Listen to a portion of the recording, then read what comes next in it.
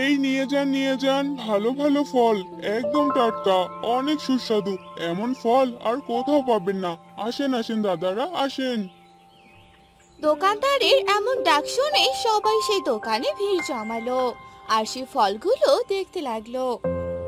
আরে দাদা, আপনাকে তো এর আগে এই বাজারে দেখিনি, নতুন এসেছেন নাকি? হ্যাঁ দাদা, এখানে নতুন এসেছি। তবে আমি অনেক আগে থেকেই ফল বিক্রি করি।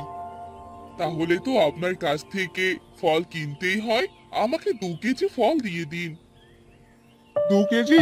বাবা, বেশ বেশ, এখনই দিচ্ছি। দোকানদার বেশ খুশি হয়ে যায় আর সেই লোকটিকে 2 কেজি ফল দিয়ে দেয়। এতে দোকানদারের অনেক লাভ হয়। অপরদিকে লোকটা চলে যায়। এগুলো ফল মানুষের কাছে বিক্রি করা হলো, অনেক ভালো। এভাবে দোকানদার তার ফলগুলো বিক্রি করতে লাগলো। দোকানদার সে ফলগুলোতে ফরমালিন মেশাতো আর এভাবে সবার কাছে ফল বিক্রি করত। কিন্তু কেউ কিছুই বুঝতে পারতো না। গিন্নি, ও গিন্নি, এই যে দেখো, আজ আমি বাজার থেকে কত ভালো ফল কিনে এনেছি।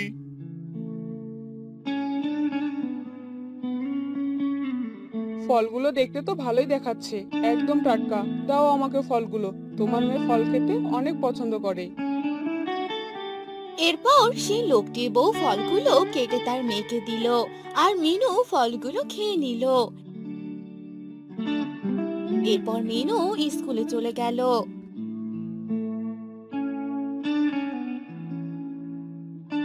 হাবু, বাজারে নাকি একটা বড় মেলার আয়োজন করা হবে, তুই সেখানে যাবি না? হ্যাঁ, যাবো তো।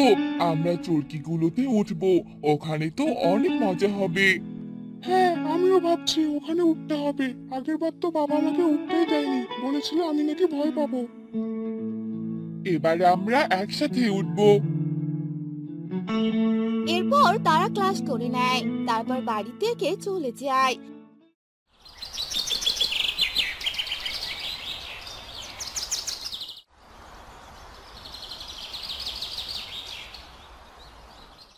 আর এরপর বাজারে অনেক ধুমধাম করে এক মেলার আয়োজন করা হয় আর সবাই মিলে মেলাতে যায়। হাবু আর শিবু চরকিতে ওঠে। এরপর সারাদিন তারা অনেক মজা করে। আরে বাবা, তোমার দোকানের ফলগুলো দেখতে তো ভালোই দেখাচ্ছে, খেতে ভালো হবে তো? আরে বুড়িমা, যে জিনিস দেখতে সুন্দর সেই জিনিস খেতেও দারুণ, বুঝলে? এবার বলো, কতগুলো ফল নিবে তুমি? আমাকে 1 কেজি ফল দিয়ে দাও। আরে বুড়িমা, শুধু 1 কেজি ফল নিলে কি আর চলবে? 2 কেজি দিয়ে দিলাম, বুঝলে? বেশি টাকা নিব না তোমার কাছে, কম দামে বিক্রি করলাম। ঠিক আছে বাবা, দাও তাহলে।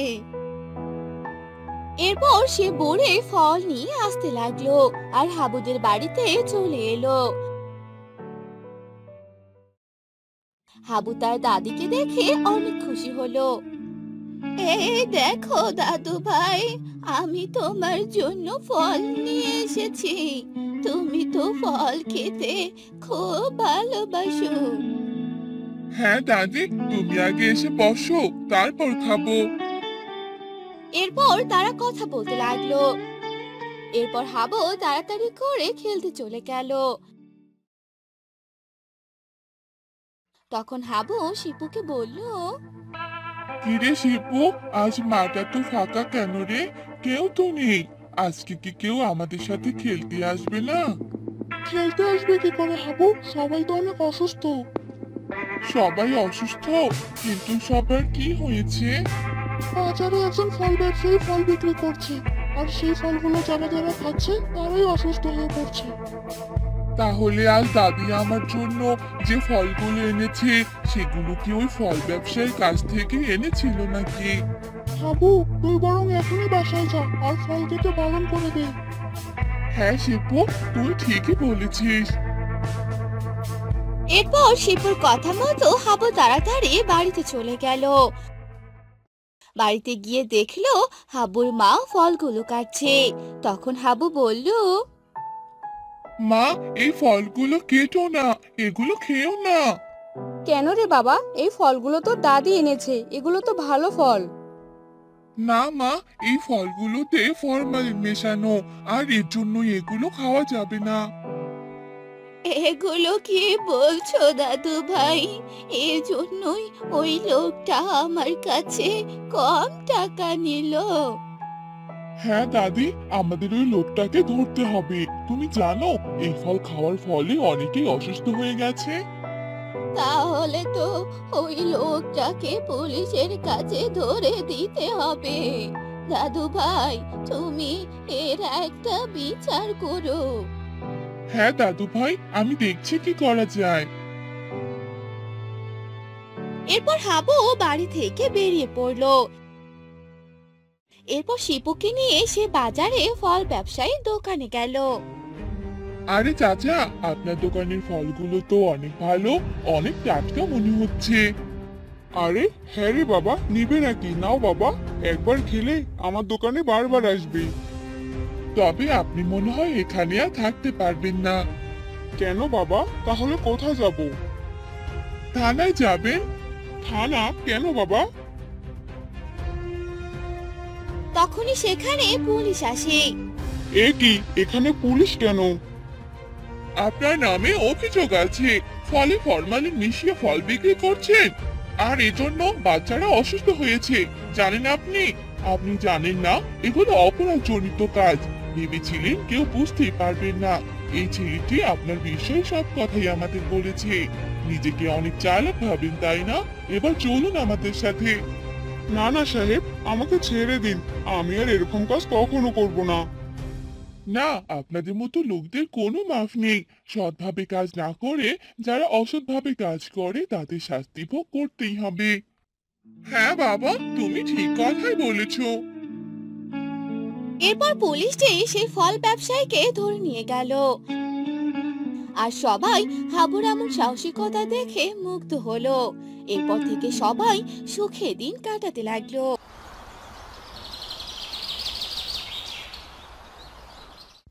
অনেকদিন আগের কথা, হাবু নামে একটি ছেলে পলাশপুর নামে একটি গ্রামে থাকতো। হাবু ছিল অনেক ভালো। হাবু ঘোরাঘুরি করতে অনেক পছন্দ করত, তাই সে প্রতিনিয়ত বন্ধুদের সাথে ঘুরতে যেত।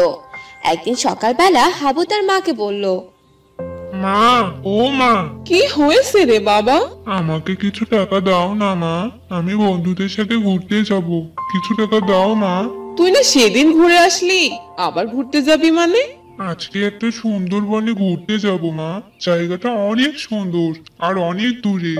না রে বাবা, এত দূরে যেতে হবে না। তুই তো এখনো ছোট, যদি হারিয়ে যাস তবে কি হবে বাবা? আরে মা, কিসব বলছো তুমি? আমি হারিয়ে যাব না। আর এত সুন্দর জায়গাতে সবাই যাবে মা, আমি মিস করতে চাই না। দাও না মা, প্লিজ। আরে হয়েছে হয়েছে, থাম এবার, দিচ্ছি টাকা। এই বলে হাবুর মা টাকা নিয়ে এলো আর হাবুকে দিয়ে বলল, তাড়াতাড়ি চলে আসবি বাবা, বেশি দূরে যাবি না, সাবধানে থাকবি, বুঝলি? আরে মা, তুমি কোনো চিন্তা করো না তো, আমি তো ঘুরতেই যাচ্ছি। ঘোরা শেষ হলেই চলে আসবো, বুঝলে?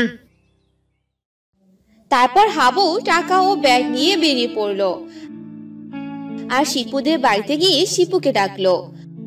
আর শিপু সবকিছু নিয়ে বেরিয়ে পড়লো। তারা একসাথে অনেক দূরে এক বনে বেড়াতে গেল। আর কিছু সময় পর সেখানে পৌঁছে গেল। হাবু দেখ, জায়গাটা কত সুন্দর। তবে আমার এখানে একটু ভয় লাগছে রে হাবু, আশেপাশে তো কাউকে দেখতে পাচ্ছি না। আরে ভয় পাচ্ছিস কেন? দেখ, অনেক সুন্দর জায়গা, একটু সামনে গেলেই অনেক লোকজন দেখতে পাবি। এরপর তারা চারদিকে ভালো করে ঘুরতে লাগলো। কিছুক্ষণ হাঁটতেই তারা অনেকজনকে দেখতে পেল। এখন একটু ভালো লাগছে রে হাবু, এখানে তো অনেকজন আছে রে। চল আর একটু সামনে যাই। এই বলে তারা আরো সামনে গিয়ে হাঁটতে লাগলো আর পুরো বনটা ঘুরতে লাগলো। আর রাত হয়ে গেল। তারা সবাই তাঁবু টাঙ্গালো আর রাতে বিশ্রাম করতে লাগলো। তখন হাবু বলল, চল এই রাতে বাহির থেকে ঘুরে আসি, রাতে এখানে অনেক ভালো লাগবে। না রে, এই রাতে বাইরে যাওয়া যাবে না, এখন ঘুমাই, কাল যাবো এখন সকালবেলা। আরে চল না একটু ঘুরে আসি, এখন তো ঘুমও আসছে না। কিন্তু কেউ হাবুর কথা শুনলো না। আর তাই হাবু একাই বেরিয়ে পড়লো। আর হাবু হাঁটতে হাঁটতে অনেক দূরে চলে গেল। আর তখন হাবু একটা জায়গায় অনেক আলো দেখতে পেল। আরে এখানে তো আলো কিসের? চারিদিক শুধু চকচক করছে, একটু গিয়ে দেখি তো। এসব বলে হাবু সেখানে চলে গেল আর সেই আলোর ভিতরে প্রবেশ করলো। আরে বাহ, কি সুন্দর জায়গা! এমন জায়গাতে তো আমি কখনো আসিনি। গাছে কত ফল, কত পাখি, সব যেন কি চকচক করছে। আরে এই ছেলেটা আমাদের রাজ্যে কি করে এলো? এখানে ঢুকলো কি করে? ফলগুলো খেতে অনেক মজার মনে হয়, আমি বরং খেয়েই দেখি। এই বলে হাবু একটা ফল ছিল আর খেতে ধরলো। তখনই সেই পরী হাবুর সামনে এলো আর বলল, এ কি? কে তুমি? তুমি আমাদের ফল ছিঁড়ছ কেন? আর আমাদের রাজ্যে ঢুকলে কি করে তুমি? হাবু এরকম একটা সুন্দর পরীকে দেখে অবাক হয়ে গেল আর পরীর দিকে তাকিয়েছিল আর বলল, কি সুন্দর তুমি দেখতে! আর তুমি উঠছো কেন? কে তুমি? আমি পড়ি, আর এটা পরীদের রাজ্য। তুমি আমাদের রাজ্যে কেন ঢুকেছো? আমাদের রাজ্যে মানুষ প্রবেশ নিষেধ। আমি সত্যি জানি না আমি এখানে কি করে এলাম। আমি বাইরে থেকে দেখলাম এই জায়গাতে অনেক আলো, তাই প্রবেশ করেছি এখানে। এটা আমাদের রাজ্য, আর এখানে সপ্তাহে একদিন আমরা আমাদের রাজ্যকে আলোকিত করে রাখি। তাই তুমি সেই আলো দেখতে পেয়েছো। আমি এই প্রথম কোনো পরীকে দেখলাম। আমার তো বিশ্বাসই হচ্ছে না, তুমি অনেক সুন্দর। কিন্তু তুমি আর এখান থেকে বের হতে পারবে না, আর এজন্য তোমাকে আরো 1 সপ্তাহ এখানে থাকতে হবে। তাহলে তো অনেক ভালো হলো। তোমাদের এই রাজ্য আমার অনেক পছন্দ হয়েছে। আমার তো যেতেই ইচ্ছা করছে না। তখনই সেখানে পরীদের কর্তা চলে আসে আর বলে, আরে কর্তা, আপনি? তোমার সাহস হলো কি করে একটা মানুষকে আমাদের রাজ্যে নিয়ে আসার? না না কর্তা, আপনার কোথাও ভুল হচ্ছে। আমি একে নিয়ে আসিনি, সে নিজেই এখানে চলে এসেছে। তারা এদিকে কথা বলছিল। অন্যদিকে হাবুর বন্ধু শিপু বলল, কি ব্যাপার? রাত তো অনেক হলো, কিন্তু হাবু তো এখনো এলো না। আমি বরং ঘুমাই, হাবু ঠিকই চলে আসবে। এই ছেলে, তুমি এখানে কি করে এলে শুনি? তখন হাবু সব কথা খুলে বলল। তখন কর্তা বলল, তুমি একটা বাচ্চা ছেলে, তাই তোমার কোনো ক্ষতি করলাম না। সময় হলে এখান থেকে চলে যাবে, এই বলে দিলাম। তারপর সেই পরী দুটো সেখান থেকে চলে গেল আর হাবু সেই পরীর রাজ্য ঘুরে ঘুরে দেখতে লাগলো। আর তার বন্ধুদের কথা হাবু ভুলেই গেল।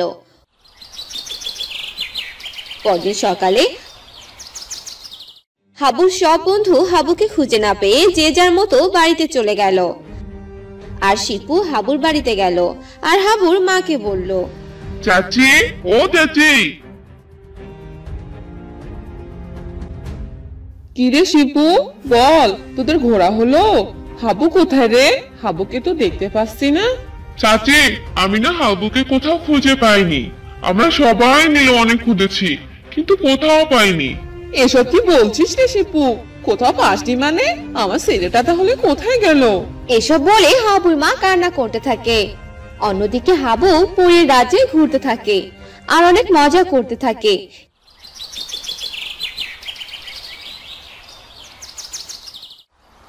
এভাবে 1 সপ্তাহ হয়ে যায়। তখন পরী হাবুকে বলে, তোমার এখান থেকে চলে যাওয়ার সময় হয়েছে। ওই যে রাস্তা, ওখানে পা দিলেই তুমি তোমার বাড়ির সামনে পৌঁছে যাবে। তোমাদের এই রাজ্য আমার অনেক ভালো লেগেছে পরি। আমার তো এখান থেকে যেতেই ইচ্ছে করছে না। তোমাকে যে এখান থেকে যেতেই হবে, কারণ এখানে কোনো মানুষ থাকতে পারবে না, কারণ এটা পরীদের রাজ্য। আচ্ছা ঠিক আছে, আমি তাহলে চলে গেলাম। আর তোমাকে অনেক ধন্যবাদ আমার সাথে অনেক ভালো ব্যবহার করার জন্য। তোমাদের কথা আমি কখনো ভুলবো না। তারপর হাবু সেই পরীর রাজ্য থেকে বেরিয়ে তার বাড়ির সামনে চলে এলো আর হাবু তার মাকে ডাকতে লাগলো। আর হাবুর মা বেরিয়ে এলো। আরে বাবা, তুই তুই ঠিক আছিস বাবা? তুই নাকি হারিয়ে গিয়েছিলি বাবা? না মা, আমি হারিয়ে যাইনি, আমি তো পরীর রাজ্যে গিয়েছিলাম। পরীর রাজ্য মানে? এসব কি বলছিস বাবা? হ্যাঁ মা, আমি ভুল করে পরীর রাজ্যে ঢুকে পড়েছিলাম, আর তাই তো আমার আসতে দেরি হয়ে গেল। কি সুন্দর তাদের রাজ্য মা। আমার তো আসতেই ইচ্ছে করছিল না। আর হাবু তার মাকে পুরো রাজ্যের ব্যাপারে সবকিছু বলতে লাগলো। এসব শুনে হাবুর মা অনেক অবাক হয়ে গেল। আর এভাবেই তাদের দিন যেতে লাগলো। বাবা হাবু, চল আমার সাথে বাজারে চল। আজকে আমরা দুজনে মিলে বাজার করে নিয়ে আসবো। তাই নাকি বাবা? তাহলে তো অনেক মজা হবে। চলো বাবা, চলো। তারপর হাবু ও তার বাবা বাজারে গেল। আর হাবুর বাবা বাজার করতে লাগলো। আর হাবু দেখলো তার বাবা কিভাবে বাজার করে। আর হাবু শিখতে লাগলো। বাবা, তোমার সাথে এসে আমার অনেক ভালো হলো। আমিও অনেক কিছু শিখতে পারলাম। হ্যাঁ, মাঝে মাঝে তুমিও বাজার করতে পারবে। হ্যাঁ বাবা, ঠিক বলেছো তুমি। চলো মাছ কিনতে যাই। তারপর হাবু ও তার বাবা মাছ কেনার জন্য গেল। আর অনেক ছোট বড় মাছ দেখতে লাগলো। তখন হাবু বলল, বাবা দেখো, ওই মাছটা কত বড়। তুমি ওই মাছটা কিনে নাও বাবা। না, আজকে কোনো বড় মাছ কিনবো না। আজকে আমি ছোট মাছ কিনবো। ছোট মাছ আমাদের স্বাস্থ্যের জন্য অনেক উপকারী। কিন্তু বাবা, ছোট মাছ খেতে আমাদের একদম ভালো লাগে না। ওগুলো মাছে অনেক কাঁটা থাকে। না বাবা, এগুলো কথা আমি আর শুনবো না। এবার তোমাকে এগুলো মাছ খেতেই হবে। এই বলে হাবুর বাবা ছোট মাছ কিনে নিল। আর তারপর তারা সবাই বাড়িতে চলে গেল। এভাবেই অনেক দিন চলে গেল।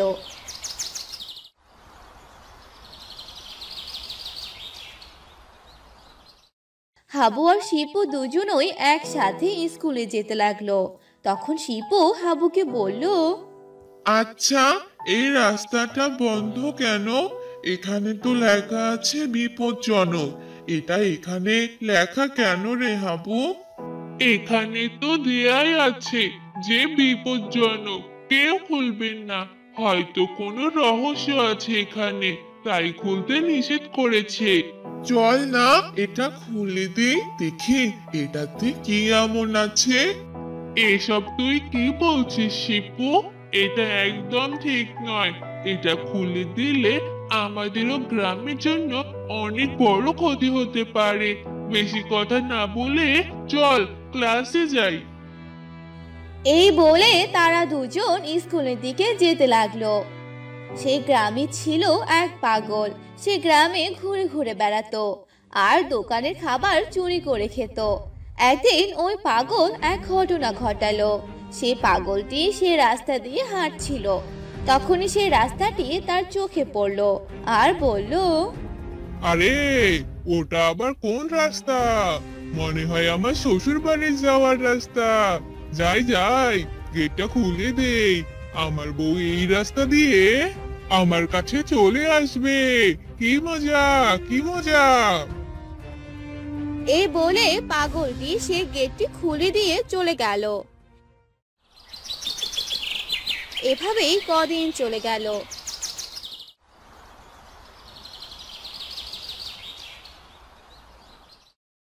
সে রাস্তার ভিতরে ছিল এক ভাঙা বাড়ি। সেখানে থাকতো এক জম্বি। সেই জম্বি রাস্তা খোলা পেয়ে সেখান থেকে বেরিয়ে পড়লো আর গ্রামের ভিতর ঢুকে পড়লো। আর গ্রামে থাকা এক বাচ্চা ছেলেকে দেখে ফেললো আর তাকে আক্রমণ করলো, তাকে কামড় দিল। আর জম্বি সেখান থেকে চলে গেল। কি ব্যাপার, আমার ছেলেটা এখনো বাড়িতে আসতেছে না কেন? সেই সকাল বেরিয়েছিল, এখনো আসার কোনো নামই নেই। কিছুক্ষণ পর রহিমা ছোট ছেলে বাড়িতে এলো। কিরে বাপ, এতক্ষণ তুমি কোথায় ছিলে? তোমারে কতক্ষণ থেকে খুঁজলাম, কিন্তু কোথাও পেলাম না। এসব কিছু বলতেই রহিমার ছেলে মাথা ঘুরে মাটিতে পড়ে গেল। তখনই রহিমা চেঁচাতে লাগলো, হায় হায় হায় হায়, এ কি বাপ, কি হলো তোমার? হায় হায়, কি সর্বনাশ! ওগো ওগো, তাড়াতাড়ি এখানে আসো। এরপর রহিমা ও তার স্বামী দুজনে মিলে তাদের সন্তানকে হাসপাতালে নিয়ে যায়। আর ডাক্তার রহিমাকে বলে, আপনার ছেলের শরীরে এমন একটি ভাইরাস প্রবেশ করেছে যেটা অনেক মারাত্মক ভাইরাস, যা মৃত্যু ডেকে আনতে পারে। আর সেই ভাইরাসের ওষুধ কোথাও নেই। তাহলে তাহলে কি হবে এখন? আর হ্যাঁ, আপনার ছেলে থেকে দূরে থাকবেন। এটি একটি ছোঁয়াচে রোগ। এই রোগ যেন আপনার শরীরে প্রবেশ না করে। আরে আরে আপনি এসব কি বলছেন? তাহলে তো আমগো অনেক বড় সমস্যা হয়ে যাইবো। এই বলে রহিমা ও তার স্বামী সেখান থেকে চলে গেল। কিছুদিন যেতেই রহিমার সন্তান মারা গেল। আর অন্যদিকে এই ভাইরাস রহিমা ও তার স্বামীর শরীরেও প্রবেশ করলো। তারা দুজনই মারা গেল। এই খবর পুরো গ্রামে ছড়িয়ে গেল। বাবা বাবা, জানো কি হয়েছে? গ্রামে এক ভাইরাস ছড়িয়ে পড়েছে। যার শরীরে এই ভাইরাস যাচ্ছে সেই মারা যাচ্ছে। এটা তুমি কি বলছো বাবা? তাহলে তো খুবই সাংঘাতিক ব্যাপার। আর বাবা জানো, সেই ভাইরাস একজন থেকে আরেকজনের শরীরে যাচ্ছে। আর এটা এক রাক্ষসের শরীর থেকে এসেছে। আর সেই রাক্ষসটা হলো জম্বি। তাহলে তো খুবই ভয়ঙ্কর বাবা। তাহলে তো বাসা থেকে বের হওয়া যাবে না। না বাবা, আমরা যদি ঘরে বসে থাকি তাহলে তো আমাদেরও সবার অনেক সমস্যা হয়ে যাবে। কিন্তু এখন আমরা কি করব? সেই জম্বি রাক্ষস তো আমাদের ক্ষতি করতে পারবে। তার শরীরে জীবাণু তো অনেক ছোঁয়াছে। বাবা, তুমি কোনো চিন্তা করো না, আমি দেখছি কি করা যায়। এই বলে হাবু শিপুর বাড়িতে গেল আর শিপুকে ডাকতে লাগলো। শিপু, ওই শিপু, কোথায় তুই? হ্যাঁ হাবু, বল। তুই বের হচ্ছিস না কেন? আরে, তুই কি কিছু জানিস না নাকি? গ্রামে এক জম্বি চলে এসেছে। সে যদি আমাকে এক কামড় দেয় তাহলে তো আমি মারা যাব। না না হাবু, আমি বাইরে যাব না। তুই আমার সাথে আয়, তোর কিচ্ছু হবে না। তখন শিপু বাহিরে বের হলো। আর তখনই গ্রাম থেকে সবাই জোরে জোরে চেঁচাতে লাগলো আর বলতে লাগলো, পালাও পালাও, জম্বি গ্রামে ঢুকে পড়েছে। পালাও সবাই, পালাও। এই বলে গ্রামে হইচই পড়ে গেল আর সবাই পালাতে লাগলো। হাবু, চল বাড়িতে ঢুকে পড়ি, বাইরে থাকা যাবে না। না না, এই জম্বিকে এই গ্রাম থেকে তাড়াতে হবে, না হলে এই গ্রামের মানুষ সব ওই জম্বির ছোঁয়াচে রোগে মারা যাবে। আর আমি এটা কখনই হতে দিতে পারি না। তুই কি বলছিস হাবু? তুই এখন কি করবি? আমার কিন্তু অনেক ভয় লাগছে। তারপর হাবু শিপুদের বাড়িতে গেল। হ্যান্ড গ্লোভস, মাস্ক এবং পুরো শরীরকে এমন ভাবে ঢেকে নিল যাতে করে সেই জীবাণু হাবুর শরীরে না যায়। এসব তুই কি পড়েছিস হাবু? এ কথা বলতেই সেখানে জম্বি চলে আসে আর হাবুর উপর আক্রমণ করতে থাকে। অন্যদিকে শিপু একটা গাছের কোণায় লুকিয়ে পড়ে। এবার আমি তোকেও কামড় দিব আর জীবাণু তোর শরীরেও যাবে। একে একে সবাই মারা যাবে। হা হা হা হা। না না জম্বি, তোর এই আশা কখনোই পূরণ হবে না, কারণ আমি এখনই তোকে মেরে ফেলবো। হা হা হা হা। এই বাচ্চা ছেলেটি কি সব বলছে রে? সে নাকি আমাকে মারবে। হা হা হা হা। এ বলে হাবু জম্বির মাথায় অনেক জোরে মারলো, কিন্তু জম্বির কিছুই হলো না। হা হা হা হা। তুই আমার কিছুই করতে পারবি না বাচ্চা। তখনই হাবুর অনেক রাগ উঠে গেল আর হাবু জম্বি দুজনেই অনেক মারামারি করতে লাগলো। এক পর্যায়ে জম্বি অনেক আঘাত পেল। তখনই হাবু বড় একটি ছুরি দিয়ে জম্বির পেটে ঢুকিয়ে দিল আর জম্বি মারা গেল। হাবু, জম্বি তো মারা গেছে। তখনই সেখানে পুলিশ চলে এলো। আর এসব কাহিনী দেখে পুলিশ বলল, এসব তুমি কি করেছো বাবা? তোমার শরীরে জীবাণু যায়নি তো? না না আঙ্কেল, এখনই মারা গেছে। এর শরীর থেকে আর কোনো জীবাণু বের হবে না। তোমাকে অনেক ধন্যবাদ বাবা। আমাদের গ্রামকে রক্ষা করার জন্য যে কাজ আমরা করতে পারিনি সেটা তুমি করে দেখেছো। ধন্যবাদ তোমায়। তোমাকে সেলুট জানাই। You are most welcome uncle.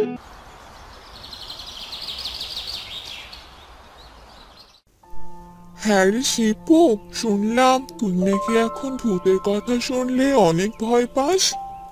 তার বলতে রে হাবু, ভূত নাম কথাটা শুনলেই পুরো শরীরে কাঁটা দিয়ে ওঠে। আমাকে আর কখনো ভূতের কথা বলিস না। তাহলে তো আজ তোকে ভয় দেখাতেই হয়। কি রে হাবু, কি ভাবছিস? কিছু বলছিস না যে? শিপু, আমি ভাবছিলাম তুই এত ভয় নিয়ে বাড়িতে থাকিস কি করে? কেন রে, আমাদের বাড়িতে আবার থাকা যাবে না কেন? তোদের বাড়ির সামনে একটা আম গাছ আছে না, ওখানে আমি একদিন একটা ভূতকে দেখেছিলাম। আমি জানতাম তুই এটা জানিস, আর ওই আম গাছটা তো তোর জানালা দিয়েই দেখা যায়। এ এ এ তুই কি বলছিস রে হাবু? আমার তো এখন অনেক ভয় করছে। আমি আর বাড়িতে যাব না। তাহলে তুই কোথায় থাকবি? কেন, তোর বাসায়? আমাদের বাড়িতে তো ভূত দিনের বেলাতে ঘুরে ঘুরে বেড়ায়। এখন আমি কোথায় থাকবো? ভূত তো আমাকে মেরে ফেলবে। আরে ভীতু, তোর সাথে মজা করলাম, কোনো ভূত নেই বুঝলি। চল এবার বাড়িতে যাই। এরপর তারা যে যার মতো বাড়িতে চলে গেল।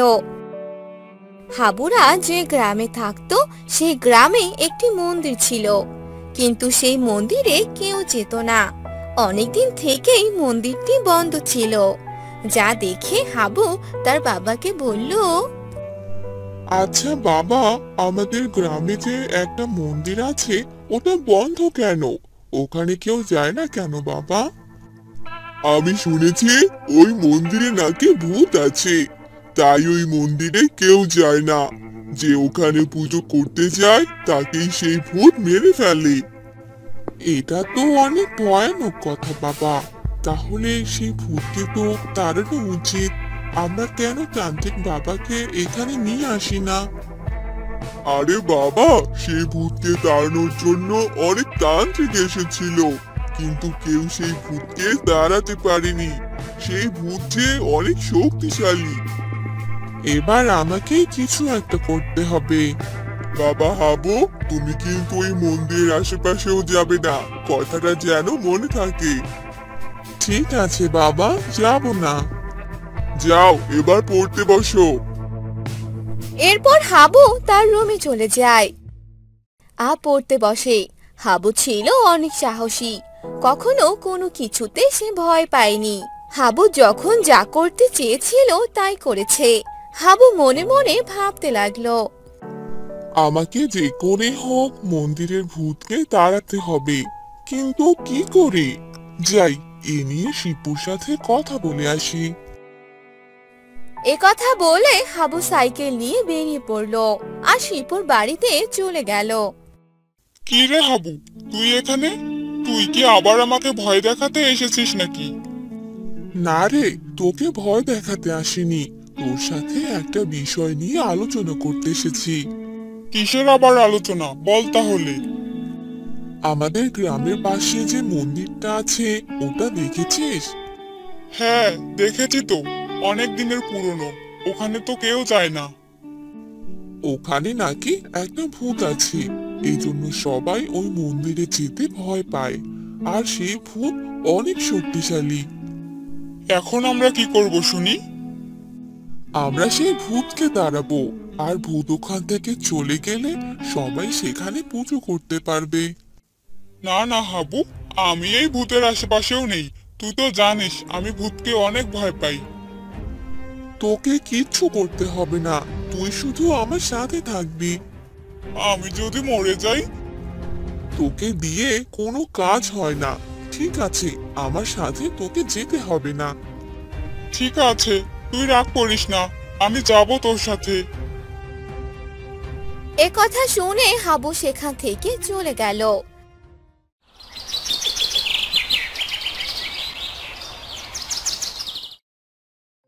আর সেদিন রাতের বেলা তারা সেই মন্দিরের সামনে গেল। হাবুরে, আমার অনেক ভয় করছে, চল বাড়িতে যাই। একদম চুপ করে থাক শিপু, আমায় দেখতে দে। কে রে আমার আস্তানায়? কার এত বড় সাহস এখানে প্রবেশ করে? এবার সবাইকে খেয়ে ফেলবো। আমাদের মেরো না, আমরা তো তোমাদের কোনো ক্ষতি করিনি।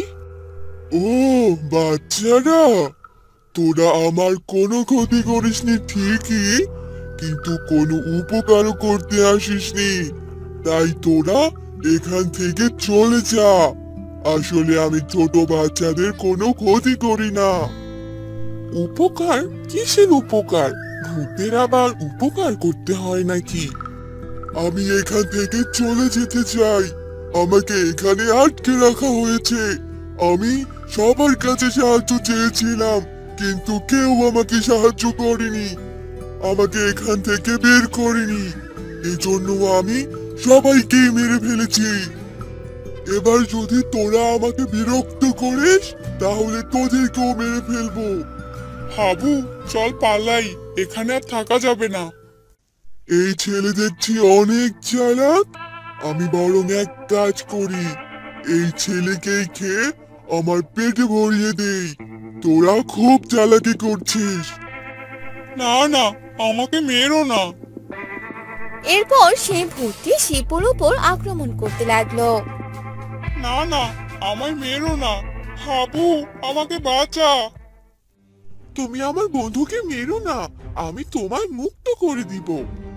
তাহলে এক কাজ কর, ওই বাক্সটার ভিতরে একটা বই আছে, আর সেখানে একটা মন্ত্র আছে। ওই মন্ত্রটা পড়ে আমায় এখান থেকে মুক্ত কর। এরপর হাবু সেই বাক্সের তালাটা ভেঙে ফেলে আর বইটা নিয়ে মন্ত্র পড়তে থাকে। এবার আমি মুক্ত। এরপর সেই ভূতটি সেখান থেকে চলে গেল। হ্যাঁ রে হাবু, ভূতটি কি সত্যি সত্যি চলে গেছে? হ্যাঁ চল, এবার বাহিরে যাই। বাহিরে বের হতেই একটি লোক তাদের দেখে ফেলে। আরে এ কি বাচ্চারা, তোমরা এখানে এসেছো কেন? তোমরা জানো না এখানে যে ভূত থাকে? তোমরা তাড়াতাড়ি এখান থেকে চলে যাও, তাও আবার এই রাতের বেলায় এখানে এসেছো।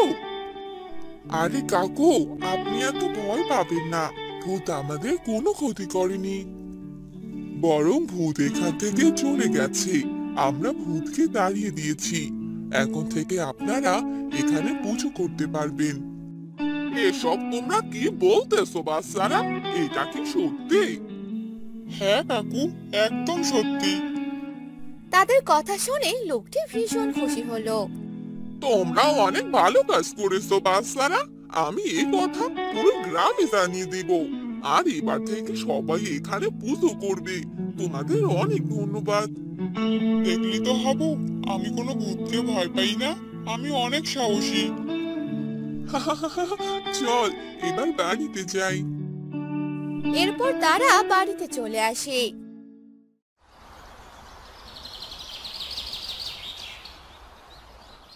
পরদিন হাবুর বাবা হাবুকে ধন্যবাদ জানায়, তার সাহসের প্রশংসা করে। তুমি এভাবে সবসময় সবার উপকার করবে, বুঝলে? নিজের জীবন বাজি রেখে যে অন্যের বিপদে এগিয়ে যায়, সেই আসলে সাহসী। আমি তো তোমারই ছেলে বাবা, সাহসী তো হবই। আমার লক্ষ্মী ছেলে।